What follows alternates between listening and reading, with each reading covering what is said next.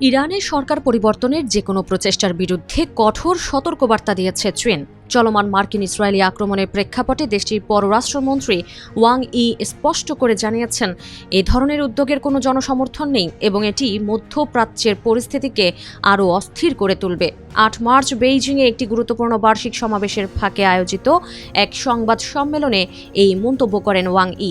রাষ্ট্রীয় সংবাদ মাধ্যম সিনহুয়া এ তথ্য নিশ্চিত করেছে। ওয়াং ই জোর দিয়ে বলেন, রঙিন বিপ্লবের পরিকল্পনা করা বা সরকার পরিবর্তনের এই চেষ্টা জনসমর্থন পাবে না। ইরান সহ সব দেশের সার্বভৌমত্বকে সম্মান করা উচিত। এছাড়া মধ্যপ্রাচ্যে উত্তেজনা কমাতে অবিলম্বে সামরিক অভিযান বন্ধ করার আহ্বান জানান তিনি। তার ভাষায়, এটি এমন একটি যুদ্ধ যা হওয়া উচিত ছিল না। এই যুদ্ধ কারো কোনো উপকারে আসে না। শক্তি কখনো স্থায়ী সমাধান দেয় না। সশস্ত্র সংঘাত কেবল ঘৃণা বাড়ায় এবং নতুন সংকট তৈরি করে।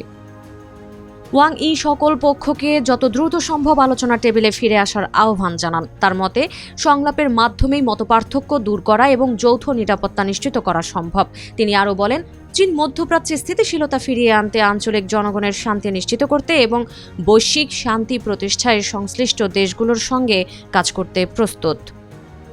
এদিকে মার্কিন জাতীয় গোয়েন্দা কাউন্সিলের একটি গোপন প্রতিবেদনে বলা হয়েছে, বড় আকারের মার্কিন সামরিক হামলা হলেও ইরানের সামরিক ও ধর্মীয় ক্ষমতার কাঠামো উৎখাত হওয়ার সম্ভাবনা খুব কম। ৭ ফেব্রুয়ারি ওয়াশিংটন পোস্টে প্রকাশিত প্রতিবেদনে গোপন নথির সঙ্গে পরিচিত ৩টি সূত্রের বরাত দিয়ে এ তথ্য জানানো হয়েছে। এদিকে ইরানের সর্বোচ্চ নেতা আয়াতুল্লাহ আলী খামেনিকে হত্যার ঘটনায়ও নিন্দা জানিয়েছে বেইজিং। ইউক্রেন যুদ্ধকে কেন্দ্র করে পশ্চিমা বিশ্বের সমালোচনা সত্ত্বেও রাশিয়ার সঙ্গে চীনের সম্পর্ক এখনও অটল ও দৃঢ় রয়েছে বলে জানিয়েছেন ওয়াং ই।